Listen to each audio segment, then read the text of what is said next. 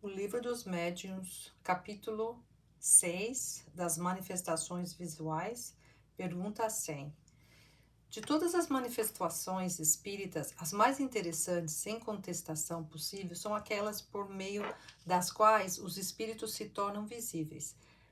Pela explicação deste fenômeno, se verá que ele não é mais sobrenatural do que os outros. Vamos apresentar, primeiramente, as respostas que os espíritos deram acerca do assunto. Primeira, podem os espíritos tornar-se invisíveis? Podem, sobretudo durante o sono. Entretanto, algumas pessoas os veem quando acordadas, porém isso é mais raro. Nota: enquanto o corpo repousa, o espírito se desprende dos laços materiais, fica mais livre e pode mais facilmente ver os outros espíritos, entrando com eles em comunicação. O sonho não é senão a recordação desse estado. Quando de nada nos lembramos, disse que não sonhamos, mas nem por isso a alma deixou de ver e de gozar da sua liberdade. Aqui nos ocupamos especialmente com as aparições do estado de vigília. Nota 12. Nota de Allan Kardec, ver, mas mais particularidades sobre o estado do espírito durante o sono. O Livro dos Espíritos, capítulo da Emancipação da Alma, questão 409. A segunda. Pertencem mais a uma categoria do que a outra os espíritos que se manifestam fazendo-se invisíveis? Não. Podem pertencer a todas as classes, assim as mais elevadas como as mais inferiores. Terceira. A todos os espíritos é dado manifestarem-se visivelmente? Todos o podem, mas nem sempre têm permissão para fazê-lo ou o querem. Quarta. Que fim objetivam os espíritos que se manifestam visivelmente? Isso depende, de acordo com as suas naturezas, o fim pode ser bom ou mau. Quinta. Como lhes pode ser permitido manifestar-se quando para mau fim? Nesse caso, é para experimentar a quem eles aparecem. Pode ser má a intenção do espírito e bom o resultado. Sexta. Qual pode ser o fim que tem em vista o espírito que se torna visível com má intenção? Amedrontar e muitas vezes vingar-se. A.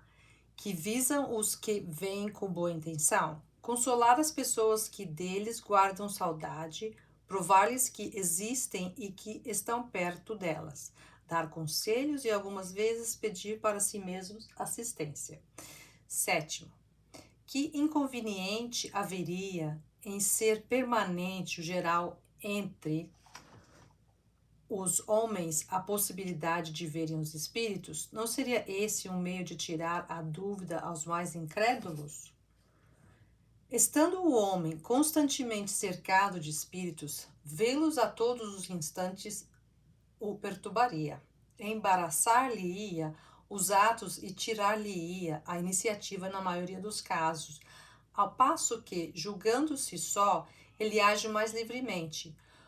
Quanto aos incrédulos, de muitos meios dispõem para se convencerem, e se desses meios quiserem aproveitar-se e não estiverem cegos pelo orgulho. Sabes muito bem existirem pessoas que hão visto que nem por isso creem, pois dizem que são ilusões. Como esses não te preocupes, deles se encarga Deus. Nota. Tantos inconvenientes haveria em vermos constantemente os espíritos, como em vermos o ar que nos cerca e a miríades de animais microscópicos que sobre nós, em torno de nós pulam, donde devemos concluir que o que Deus faz é bem feito e que Ele sabe melhor do que nós o que nos convém. Oitava. Uma vez que há inconveniente entre vermos os espíritos, por que em certos casos isso é permitido? para dar ao homem uma prova de que nem tudo morre com o corpo, que a alma conserva a sua individualidade após a morte. A visão passageira basta para essa prova e para atestar a presença de amigos ao vosso lado, e não oferece os inconvenientes de visão constante. Nona, nos mundos mais adiantados que o nosso, os espíritos são vistos com mais frequência do que entre nós. Quanto mais o homem se aproxima da natureza espiritual, tanto mais facilmente se põe em comunicação com os espíritos. A grosseria do mais facilmente se põe em comunicação com os espíritos. A grosseria do vosso envoltório é que dificulta e torna rara a percepção de seus etéreos. 10ª, será racional assustarmos-nos com a aparição de um espírito? Quem refletir deverá compreender que um espírito, qualquer que seja, é mesmo perigoso do que um vivo. É menos perigoso do que um vivo. Demais, podendo os espíritos como podem ir a toda parte, não se faz preciso que uma pessoa os veja para saber que alguns estão ao seu lado. O espírito que queira a causar dano pode fazê-lo, e até com mais segurança, sem se dar a ver. Ele não é perigoso pelo fato de ser espírito, mas sim pela influência que pode exercer sobre o homem, desviando-o do bem e impelindo-o ao mal. Nota: as pessoas que, quando se acham na solidão ou na obscuridade, se enchem de medo, raramente se apercebem da causa de seus pavores. Não seriam capazes de dizer de que é que tem medo. Muito mais deveriam temer o encontro com homens do que com espíritos. Portanto, um malfeitor é bem mais perigoso quando vivo do que depois de morto. Uma senhora do nosso conhecimento teve uma noite em seu quarto uma aparição tão bem caracterizada que ela julgou estar em sua presença uma pessoa, e a sua primeira sensação foi de terror. Certificada de que não havia pessoa alguma, disse: parece que é apenas um espírito, posso dormir tranquila. 11ª. Poderá aquele a quem um espírito apareça travar com ele a conversação? Perfeitamente, e é mesmo o que se deve fazer em tal caso, perguntando ao espírito quem ele é, o que deseja e em que se lhe pode ser útil. Se se tratar de um espírito infeliz e sofredor, a comiseração que lhe testemunhar o aliviará.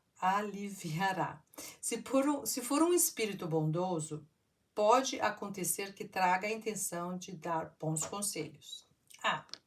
Como pode o espírito, nesse caso, responder? Algumas vezes o faz por meio de sons articulados, como o faria uma pessoa viva. Na maioria dos casos, porém, pela transmissão dos pensamentos. 12ª. Os espíritos que aparecem com asas têm-nas realmente, ou essas asas são apenas uma aparência simbólica? Os espíritos não têm asas, nem de tal coisa precisam, visto que podem ir a toda parte como espíritos. Aparecem da maneira porque precisam impressionar a pessoa a quem se mostram. Assim é que uns aparecerão em trajes comuns, outros envoltos em amplas roupagens, alguns com asas, como atributo da categoria espiritual a que pertencem. 13ª.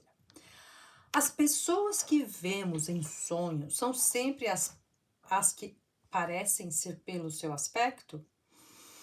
Quase sempre são mesmo as que os vossos espíritos buscam, ou que vêm ao encontro deles. 14ª. Não poderiam os espíritos zombeteiros tomar as aparências das pessoas que nos são caras para nos induzirem em erro? Somente para se divertirem à vossa custa, tomam eles aparências fantásticas. Há coisas, porém, com que não lhes é lícito brincar. 15ª. Compreende-se que, sendo uma espécie de evocação, o pensamento faça com que se apresente o espírito em quem se pensa. Como é, entretanto, que muitas vezes as pessoas em quem mais pensamos, que ardentemente desejamos tornar a ver, jamais se nos aparece em sonho, ao passo que vemos outras que não são indiferentes, que nos são indiferentes e nas quais nunca pensamos? Os espíritos nem sempre podem manifestar-se visivelmente, mesmo em sonho e malgrado o desejo que tenhais de vê-los. Pode dar-se que obstém a isso causas independentes da vontade deles. Frequentemente é também uma prova de que não consegue triunfar o mais ardente desejo. Quanto às pessoas que vos são indiferentes, se é certo que nelas não pensais, bem não pode acontecer que elas em vós pensem. Aliás, não podeis formar ideia das relações no mundo dos espíritos. Lá tendes uma multidão de conhecimento íntimos, antigos ou recentes, de que não suspeitais quando despertos. Nota. Quando nenhum meio tenhamos de verificar a realidade das visões ou aparições, podemos sem dúvida lançá-las à conta da alucinação. Quando, porém, os sucessos a confirmam, ninguém tem o direito de atribuí-las à imaginação. Tais, por exemplo, as aparições que temos em sonho ou em estado de vigília, de pessoas em quem absolutamente não pensávamos, em que, produzindo-as no momento em que morrem, vêm, por meio de sinais diversos, revelar as circunstâncias totalmente ignoradas em que faleceram. Tem-se visto cavalos empinarem e recusarem caminhar para a frente por motivo de aparições que assustam os cavalheiros que os montam. Embora se admita que a imaginação desempenha aí algum papel, quando o fato se passa com os homens, ninguém certamente negará que ela nada tem a ver com o caso, quando este se dá com os animais. Acresce que, se fosse exato que as imagens que vemos em sonhos são sempre efeito de nossas preocupações quando acordados, não haveria como explicar que nunca sonhemos, conforme se verifica frequentemente com aquilo em que mais pensamos. 16ª. Por que razão certas visões ocorrem com mais frequência quando se está doente? Elas ocorrem do mesmo modo quando estás de perfeita saúde. Simplesmente no estado de doença, os laços materiais se afrouxam, a fraqueza do corpo permite maior liberdade ao espírito, que então se põe mais facilmente em comunicação com os outros espíritos. 17ª. As aparições espontâneas aparecem mais frequentemente em certos países. Será que alguns povos estão mais bem dotados do que outros para receberem essa espécie de manifestações? Dar-se-á tenhais um registro histórico de cada aparição? As aparições, como os ruídos e todas as manifestações, produzem-se igualmente em todos os pontos da Terra. Apresentam, porém, caracteres distintos, de conformidade com o povo em cujo seio se verificam. Nuns, por exemplo, onde o uso da escrita está pouco espalhado, não há médiuns escreventes. Noutros, abundam os médiuns desta natureza. Entre outros, observam-se mais os ruídos e os movimentos do que as manifestações inteligentes, por serem esta menos apreciadas e procuradas. 18ª. Por que é que as aparições se dão de preferência à noite?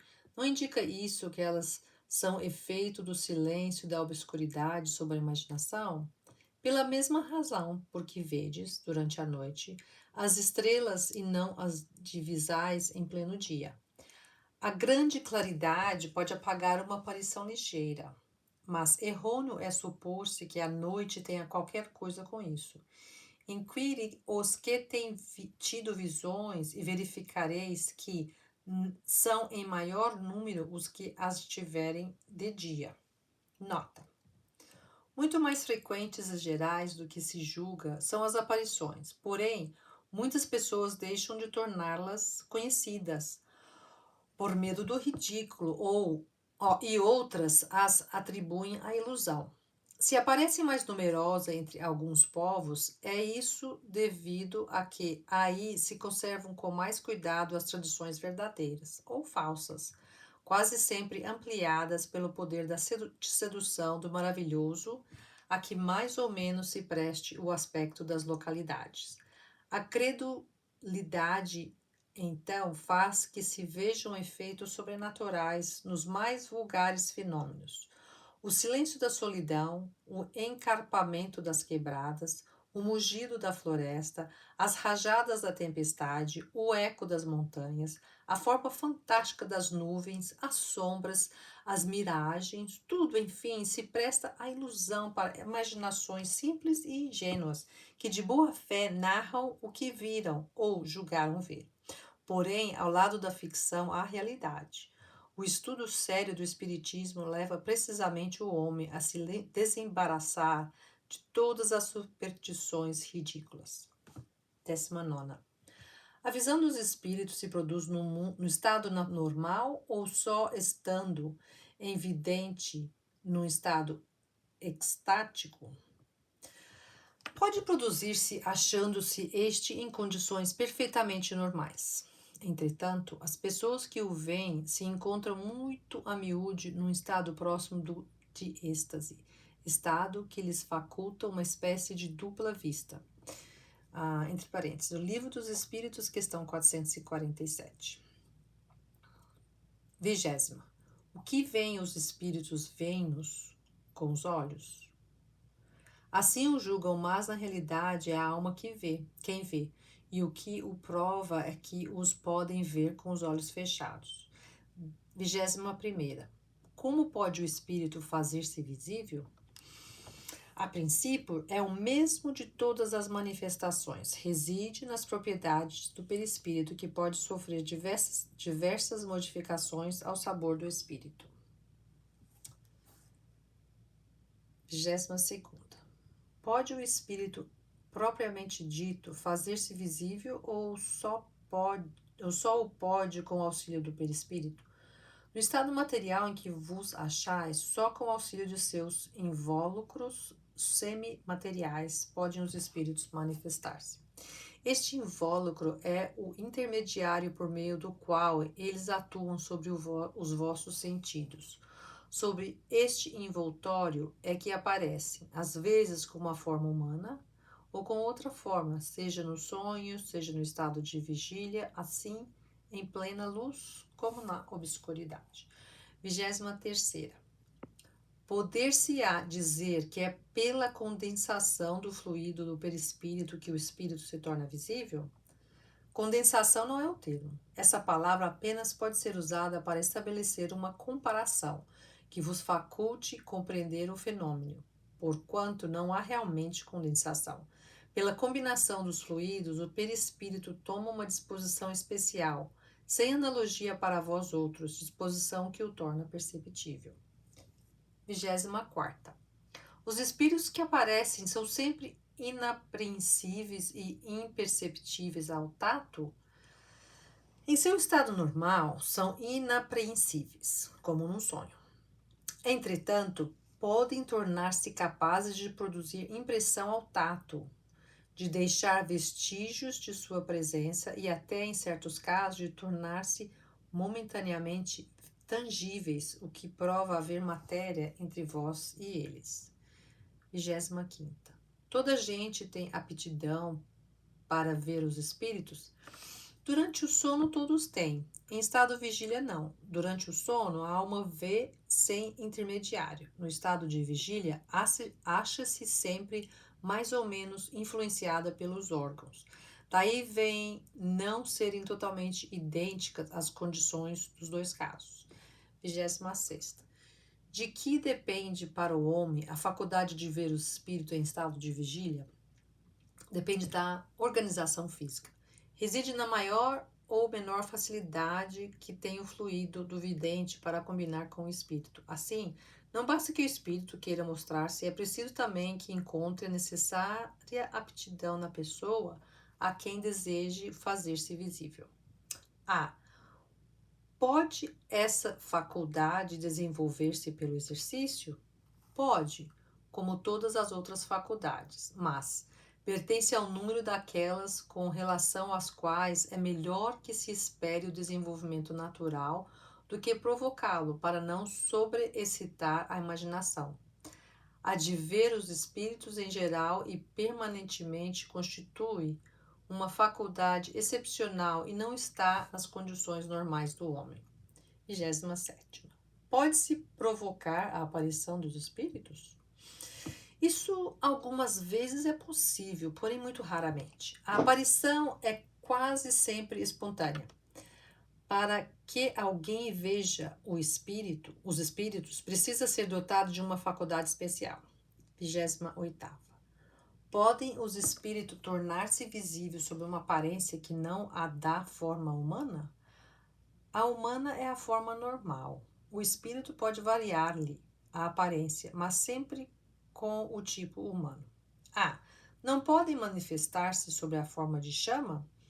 Podem produzir chamas, clarões, como todos os outros efeitos, para atestar sua presença, mas não são os próprios espíritos que assim aparecem.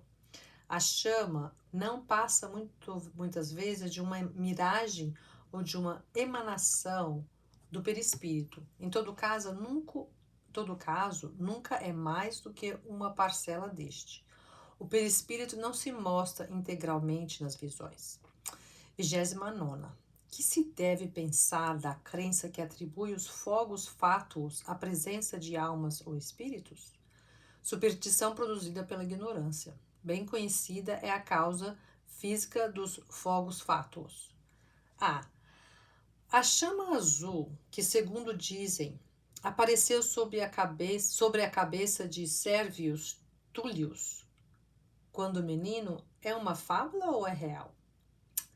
Era real e produzida por um espírito familiar, que desse modo dava um aviso à mãe do menino. Médium vidente, essa mãe percebeu uma irradiação do espírito protetor de seu filho. Assim como os médiuns escreventes não escrevem todas as mesma coisa, também nos médiuns videntes não é em todos do mesmo grau a vidência. Ao passo que aquela mãe viu apenas uma chama, outro médium teria podido ver o próprio corpo do espírito. 30ª. Poderiam os espíritos apresentar-se sob a forma de animais? Isso pode dar-se, mas somente espíritos muito inferiores tomam essas aparências. Em caso algum, porém, será mais do que uma aparência momentânea. Fora absurdo acreditar-se que qualquer animal verdadeiro pudesse ser a encarnação de um espírito. Os animais são sempre animais e nada mais do que isso. Nota. Somente a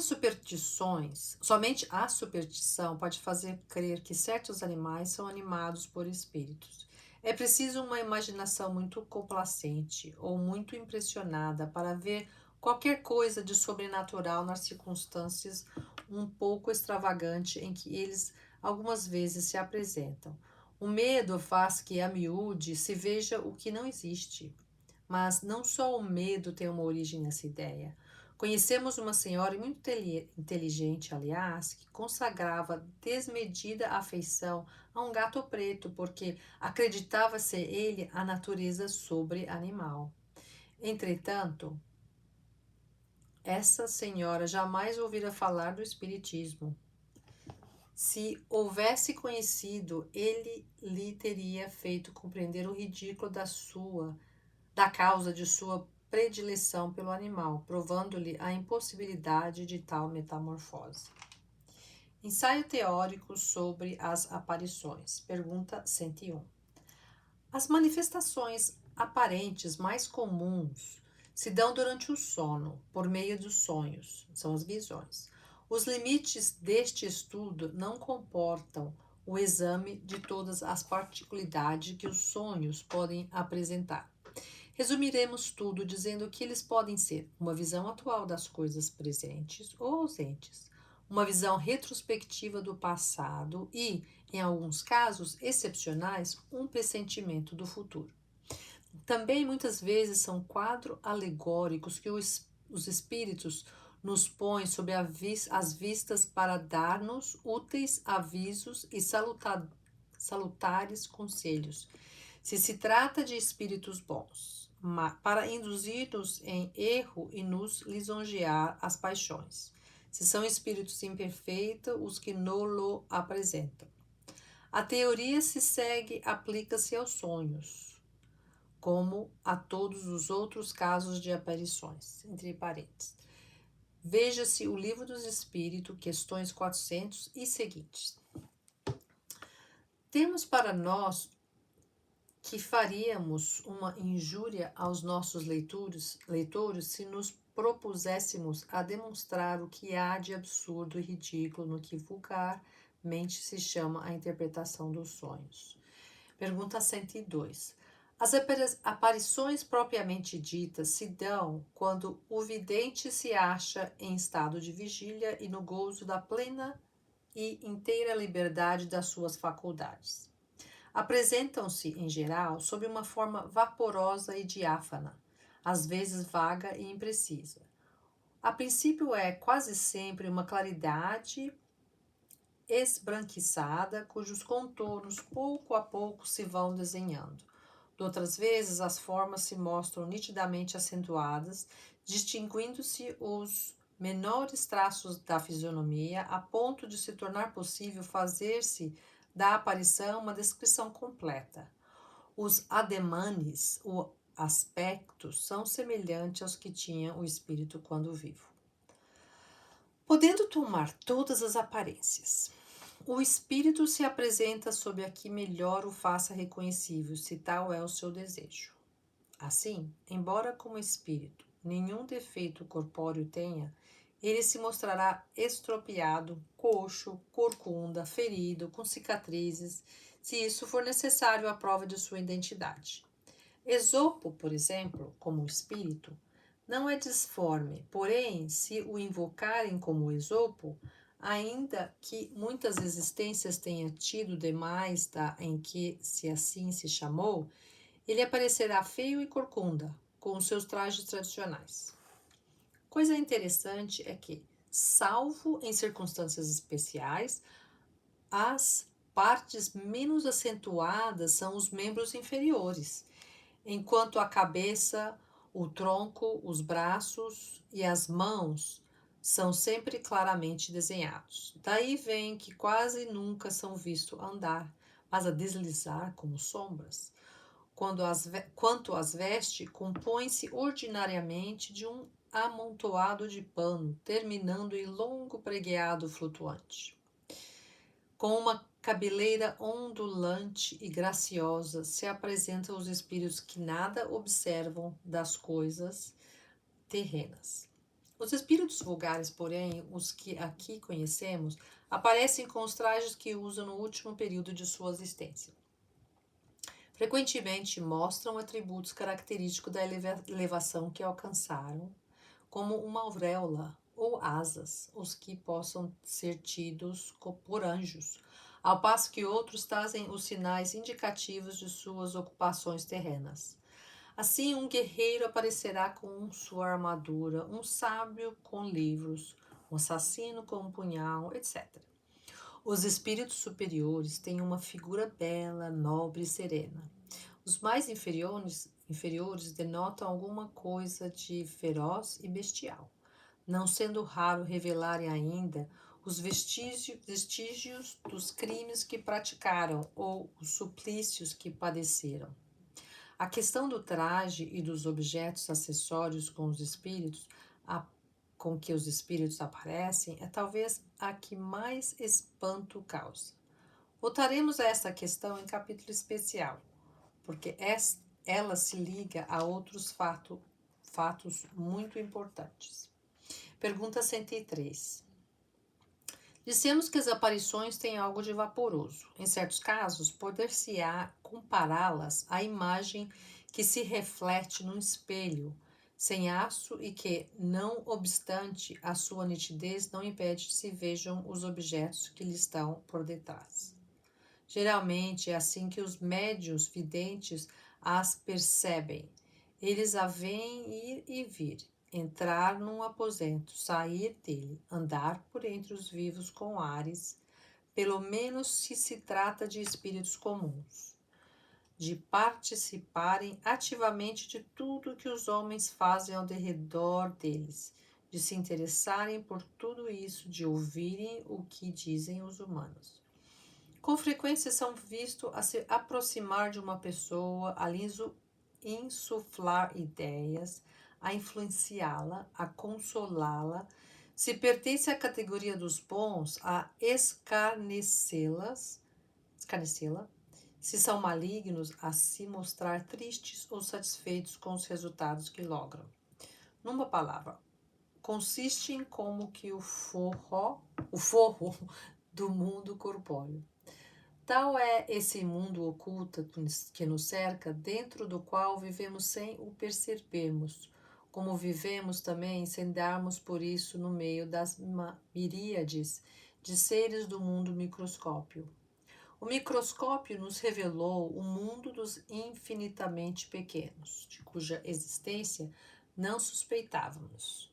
O Espiritismo, com o auxílio dos médiuns videntes, nos revelou o mundo dos espíritos, que, por seu lado, também constitui uma das forças ativas da natureza.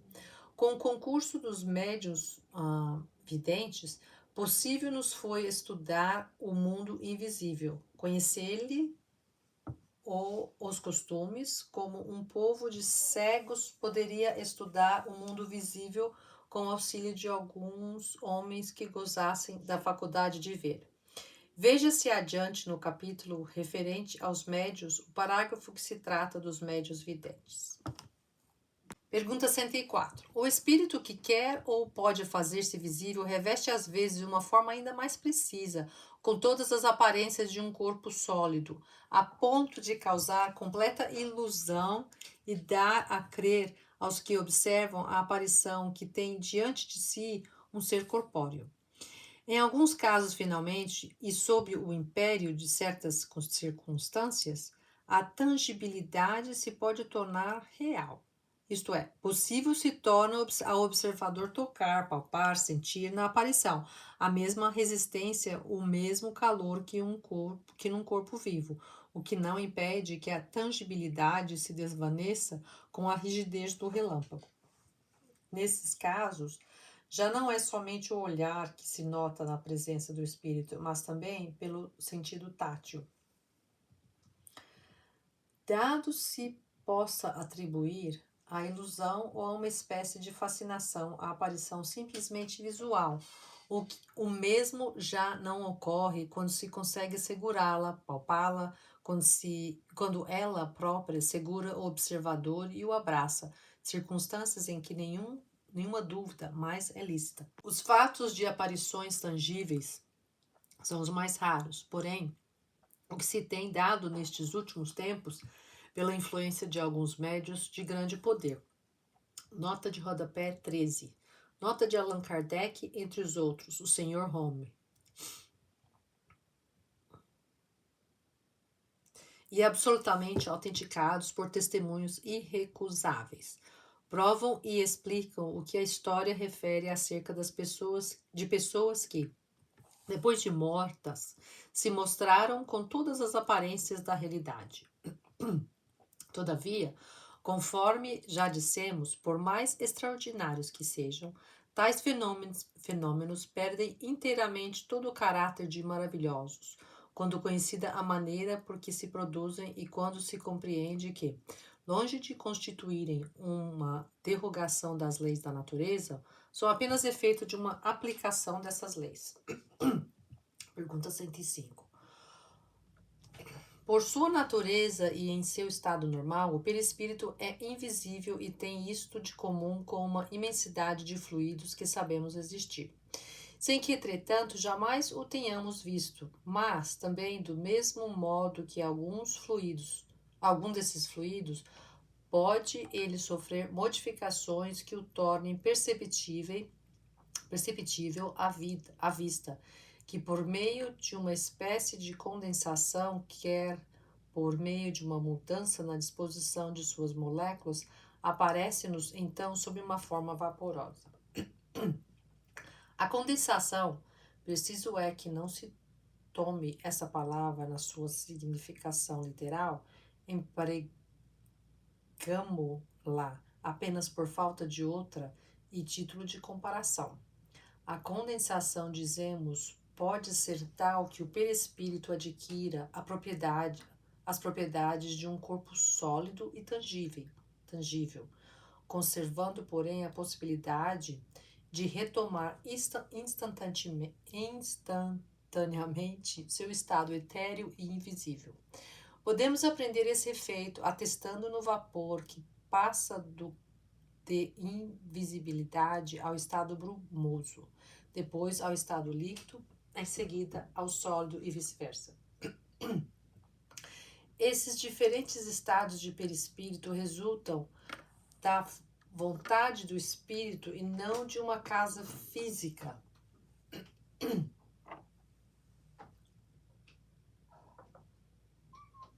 Esses diferentes estados do perispírito resultam da vontade do espírito e não de uma causa física exterior, como se dá com os nossos gases. Quando o espírito nos aparece, é que pôs o seu espírito no estado próprio e torna-lo visível.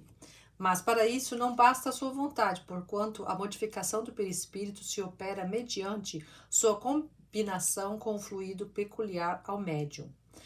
Ora, essa combinação nem sempre é possível, o que explica não ser generalizada a visibilidade dos espíritos. Assim, não basta que o espírito queira mostrar-se, não bastante tampouco que uma pessoa queira vê-lo. É necessário que os dois fluidos possam combinar-se, que entre eles haja uma espécie de afinidade e também, porventura, que a emissão dos fluidos da pessoa seja suficientemente abundante para operar a transformação do perispírito e, provavelmente, que se verifiquem ainda outras condições que desconhecemos. É necessário, enfim, que o espírito tenha a permissão de se fazer visível a tal pessoa, o que nem sempre lhe é concedido, ou só o é em certas circunstâncias, por motivos que não podemos apreciar. 106. Outra propriedade do perispírito inerente à sua natureza etérea é a penetrabilidade. Matéria nenhuma lhe opõe obstáculo. Ele as atravessa todas, como a luz atravessa os corpos transparentes. Daí vem não haver tapagem capaz de obstar a entrada dos espíritos. Eles visitam o prisioneiro no seu calabouço com a mesma facilidade com que visita uma pessoa que esteja em pleno campo. Pergunta 107. Não são raras nem constituem novidade as aparições do estado de vigília. Elas se produzem em todos os tempos, a história as registra em grande número. Não precisamos, porém, remontar ao passado. Tão frequentes são os dias que hoje e muitas pessoas há que as têm visto e que as tomaram no primeiro momento, pelo que se convencionou chamar alucinações. São frequentes, sobretudo, nos casos de morte de pessoas ausentes que vêm visitar seus parentes ou amigos. Muitas vezes, aparições não trazem um fim muito determinado, mas pode dizer-se que, em geral, os espíritos que assim aparecem são atraídos pela simpatia. Interrogue cada um as suas recordações e poucos serão os que não conheçam alguns fatos desse gênero, cuja autenticidade não se poderia pôr em dúvida. Ponto 108. Acrescentaremos às considerações precedentes o exame de alguns efeitos de ótica que deram lugar ao singular sistema dos espíritos glóbulos. O ar nem sempre é de uma limpidez absoluta, e há tais circunstâncias nas quais as correntes de moléculas aeriformes e sua agitação produzidas pelo calor são perfeitamente visíveis. Algumas pessoas tomaram isso por montões de espíritos se agitando no espaço. Basta assinalar esta opinião para refutá-la. Mas eis um outro gênero de ilusão, não menos bizarro, contra a qual, igualmente, é bom estar prevenido. O humor aquoso do olho oferece pontos dificilmente perceptíveis que perderam sua transparência. Esses pontos são como corpos opacos em suspensão no líquido do qual seguem os movimentos. Produzem no ar ambiente e à distância, pelo efeito do aumento e da refração, a aparência de pequenos discos, variando de 1 a 10 milímetros de diâmetro e que parecem flutuar na atmosfera. Vimos pessoas tomarem estes discos por espíritos que lhe seguiam e acompanhavam por toda parte, e, em seu entusiasmo, tomarem por figuras as nuances da irisação, o que é mais ou menos tão racional como ver uma figura na lua. Uma simples observação fornecida por elas mesmas vai conduzi-las ao terreno da realidade. Estes discos ou medalhões, dizem elas, não somente as acompanham, mas seguem todos os seus movimentos. Vão à direita, vão à esquerda, ao alto, embaixo, ou se detêm segundo o movimento da cabeça. Isto não é de admirar, uma vez que a sede da aparência está no globo ocular e deve seguir-lhe os movimentos. Se fossem espíritos, seria preciso convir que estariam constrangidos a um papel muito mecânico para seres inteligentes e livres. Papel bem fastidioso mesmo para os espíritos inferiores, e com maior razão incompatível com a ideia que fazemos dos espíritos superiores. Alguns, é verdade, tomam por maus espíritos os pontos negros ou moscas amauróticas. Estes discos, ao igual das manchas negras, têm um movimento ondulatório que não escapa jamais da amplitude de um certo ângulo, e o que se acrescenta à ilusão é que não seguem bruscamente os movimentos da linha visual. A razão é bem simples. Os pontos opacos do humor aquoso, causa primeira do fenômeno, o dissemos, são como mantidos em suspensão e têm sempre uma tendência a descer. Quando sobem, é porque são solicitados pelo movimento do olho de baixo para cima, mas, chegados a uma certa altura, se fixa o olho, vê-se os discos descerem e depois deterem-se. Sua mobilidade é extrema, porque basta um movimento imperceptível do olho para fazê-los mudar de direção e percorrer toda a amplitude do arco no espaço onde se produz a imagem. Enquanto não se possa provar que uma imagem possui um movimento próprio, espontâneo e inteligente, não se pode nisso ver senão um simples fenômeno óptico ou fisiológico.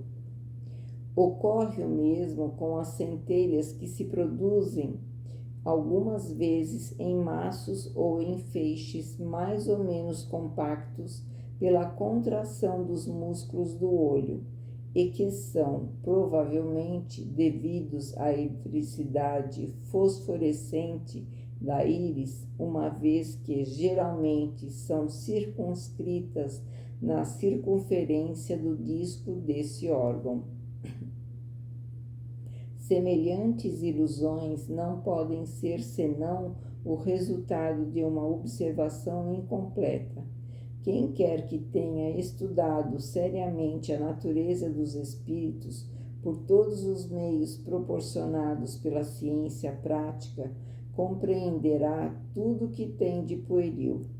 Do mesmo modo que combatemos as teorias duvidosas com as quais se atacam as manifestações, quando essas teorias são baseadas na ignorância dos fatos, também devemos procurar destruir as ideias falsas que provam mais entusiasmo do que reflexão e que, por isso mesmo, fazem mais mal do que bem junto aos incrédulos, já tão dispostos a procurarem o lado ridículo. Ponto 109. O perispírito, como se vê, é o princípio de todas as manifestações. Seu conhecimento deu a chave de uma multidão de fenômenos e um passo imenso à ciência espírita, abrindo-lhe um caminho novo, tirando-lhe todo o caráter maravilhoso. Encontramos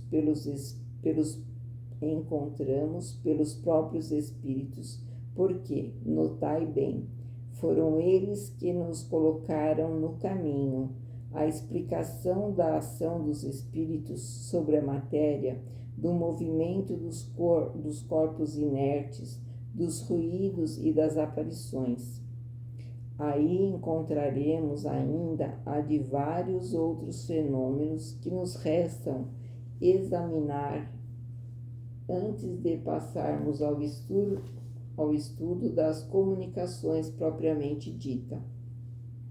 Tanto melhor se as compreenderá quando melhor nos dermos conta das causas primeiras. Se compreendeu bem esse princípio, far-se-á por si mesmo sua aplicação aos diversos fatos que poderão se apresentar ao observador. Ponto 110. Estamos longe de considerar a teoria que damos como absoluta e como sendo a última palavra. Ela será sem dúvida completada ou retificada mais tarde por novos estudos, mas por incompleta ou imperfeita que seja hoje, pode sempre ajudar a entender a possibilidade dos fatos por causas que nada têm de sobrenatural. Se é uma hipótese, não se lhe pode recusar o mérito da racionalidade e da probabilidade, e vale tanto como todas as explicações que dão aos negadores para provar que tudo não é senão ilusão, fantasmagoria e subterfúgio nos fenômenos espíritas. Teoria da alucinação. Ponto 111. Os que não admitem o mundo incorpóreo e invisível creem tudo explicar com a palavra alucinação. A definição dessa palavra é conhecida: um erro, uma ilusão de uma pessoa que crê ter percepções que realmente não tem. Abre parênteses, do latim hallucinare, erro, feita de adlucin, fecha parênteses. Mas os sábios, que saibamos, ainda não deram a sua razão fisiológica. A ótica e a fisiologia, não parecendo se lhes ter mais segredos, como ocorre que não tenham ainda explicado a natureza e a origem das imagens que se oferecem ao espírito em certas circunstâncias, querem tudo explicar pelas leis da matéria, seja que deem, pois, por essas leis, uma teoria da alucinação, boa ou má, será sempre uma explicação. Ponto 112. A causa dos sonhos jamais foi explicada pela ciência. Atribui-na a um efeito da imaginação, mas não diz o que é a imaginação. nem como produz essas imagens tão claras e tão nítidas que algumas vezes nos aparecem. É explicar uma coisa que não é conhecida por uma outra também desconhecida, e a questão permanece toda inteira. Disse, uma lembrança das preocupações da vigília, mas admitindo mesmo esta solução, que não restaria ainda saber qual é esse espelho mágico que assim conserve a impressão das coisas. Como explicar, sobretudo, essas visões de coisas reais que jamais se viram no estado de vigília, e aquelas mesmo em que jamais se pensou? Só o Espiritismo podia nos dar a chave desse fenômeno bizarro que passa desapercebido por causa da própria vulgaridade, como todas as maravilhas da natureza que calcamos sob nossos pés. Os sábios desdenharam de ocuparem-se com a alucinação. Seja ela real ou não deixa de ser um fenômeno que a fisiologia deve poder explicar, sob pena de reconhecer sua insuficiência. Se um dia um sábio empreender dar-lhe não uma definição, entendemo-nos bem, mas uma explicação fisiológica, veremos se sua teoria resolve todos os casos, que não omita, sobretudo, os fatos tão comuns de aparições de pessoas no momento de sua morte, que diga de onde vem a coincidência da aparição com a morte da pessoa. Se fosse um fato isolado, poder-se-ia atribuí-lo ao acaso, mas como é muito frequente, o acaso não tem essas reincidências. Se aquele que vê a aparição ainda tivesse a imaginação impressionada pela ideia de que a pessoa deve morrer, mas frequentemente a que aparece é aquela com quem ele menos sonha. Portanto, a imaginação nada tem com isso. Pode-se explicar ainda menos pela imaginação as circunstâncias da morte, da qual não se tem nenhuma ideia. Os alucinacionistas dirão que a alma, se tanto é que admitem uma alma, tem momentos de superexcitação em que suas faculdades estão exaltadas. Estamos de acordo, mas quando aquilo que ela vê é real, não é, pois, uma ilusão. Se, na sua exaltação, a alma vê uma coisa que não está presente, portanto, que ela se transporta. Mas se nossa alma pode se transportar até uma pessoa ausente, porque a alma dessa pessoa não se transportaria até nós? Que em sua teoria da alucinação queiram ter em conta estes fatos e não se esqueçam de que uma teoria a qual se pode opor fatos contrários é necessariamente falsa ou incompleta. À esperança de suas explicações, vamos tentar emitir algumas ideias a esse respeito. Ponto 113. Os fatos provam que há verdadeiras aparições, as quais a teoria espírita explica perfeitamente e que só podem ser negadas por aqueles que nada admitem fora do organismo. Mas, ao lado das visões reais, há alucinações no sentido ligado a essa palavra? Isso não é duvidoso. Qual é sua origem?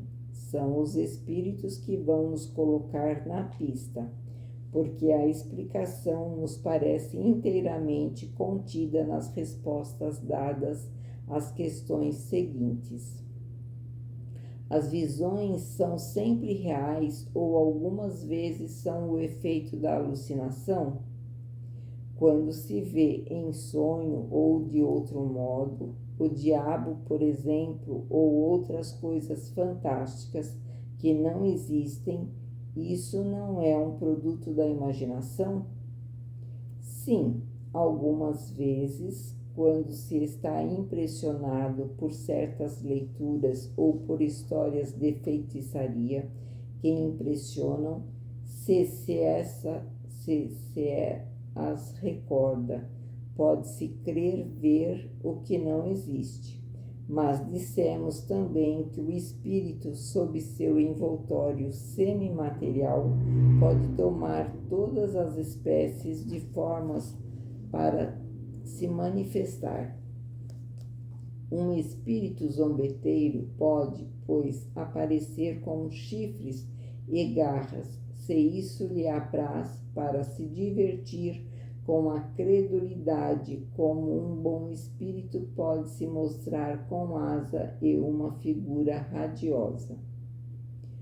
Podem-se considerar como sendo aparições as figuras e outras imagens que se apresentam frequentemente no semissono ou simplesmente quando se fecham os olhos. Desde que os sentidos se entorpecem, o espírito se desliga e pode ver ao longe ou perto aquilo que não podia ver com os olhos. A miúde, essas imagens são visões, mas podem ser também um efeito de impressão que a visão de certos objetos deixou no cérebro, que lhes conservou os traços como conserva os sons. O espírito liberto vê, então, em seu próprio cérebro, as impressões que nele se fixaram como sobre uma chapa de daguerreotípia. Sua variedade e sua mistura formam os conjuntos bizarros e fugidios que se apagam quase que imediatamente, malgrado os esforços que se façam para retê-los. A uma causa semelhante é preciso atribuir certas aparições fantásticas que nada têm de real e que frequentemente se produzem no estado de enfermidade. Consta que a memória é o resultado das impressões conservadas pelo cérebro. Por qual singular fenômeno essas impressões tão variadas, tão múltiplas, não se confundem? Aí está um mistério impenetrável, mas que não é mais estranho do que o das ondas sonoras que se cruzam no ar e não ficam menos distintas. Em um cérebro sadio e bem organizado, essas impressões são nítidas e precisas. Em um estado menos favorável, se apagam e se confundem. Daí a perda da memória ou a confusão das ideias. Isso parece ainda menos extraordinário se admite, como em frenologia, uma distinção especial a cada parte, e mesmo a cada fibra do cérebro. As imagens chegadas ao cérebro pelos olhos aí deixam, pois, uma impressão, que faz com que se lembre de um quadro como se ele estivesse diante de si. Mas sempre isso não é senão uma questão de memória, porque não se o vê mais. Ora, em um certo estado de emancipação, a alma vê no cérebro e reencontra, essas imagens, sobretudo aquelas que mais o impressionaram segundo a natureza das preocupações ou as disposições do espírito, e é assim que reencontra a impressão de cenas religiosas, diabólicas, dramáticas, mundanas, de figuras de animais bizarros que viu em uma outra época, em pintura ou mesmo em narrações, porque as narrações também deixam impressões. Assim, a alma vê realmente, mas vê apenas uma imagem daguerreotipada no cérebro. No estado normal, essas imagens são fugidias e efêmeras, porque todas as partes cerebrais funcionam livremente, mas no estado de enfermidade, o cérebro está sempre mais ou menos enfraquecido. Não existe equilíbrio entre todos os órgãos, alguns somente conservam sua atividade, enquanto que outros estão de alguma sorte paralisados. Daí a permanência de certas imagens que não são mais apagadas, como no estado normal, pelas preocupações da vida exterior. Aí está a verdadeira alucinação e a causa primeira das ideias fixas. Como se vê, nos inteiramos dessa anomalia por uma lei fisiológica, bem conhecida, a das impressões cerebrais, mas sempre nos foi necessário fazer a alma intervir. Ora, se os materialistas não podem ainda dar uma solução satisfatória desse fenômeno, é porque não querem admitir a alma. Também dirão que nossa explicação é má, porque colocamos como princípio o que é contestado. Contestado por quem? Por eles, mas admito pela imensa maioria, depois que há homens sobre a terra, e a negação de alguns não pode fazer lei. Nossa explicação é boa? Nós a damos pelo que pode valer a falta de outra, e querendo-se a título de simples hipótese à espera de melhor, tal como é da a razão de todos os casos de visão? Certamente que não, e desafiamos todos os fisiologistas de dar-lhe uma só, sob seu ponto de vista exclusivo, que resolva todos os casos, porque quando pronunciaram suas palavras sacramentais de superexcitação e de exaltação, nada disseram.